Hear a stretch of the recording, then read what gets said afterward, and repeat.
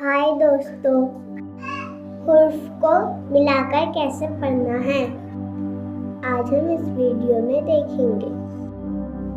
अलिफ मद को मद आ पढ़ेंगे और इसे अलिफे ममदूदा भी कहते हैं। तो चलो मद आ से शुरू होने वाले लफ्जों की प्रैक्टिस करते हैं। मद आ आगे म आम, मद आ आगे ज आज,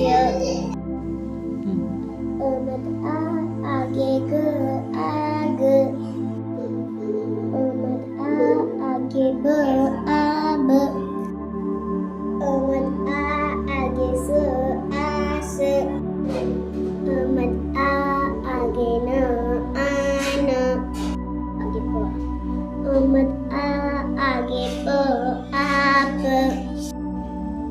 मद आ आगे ल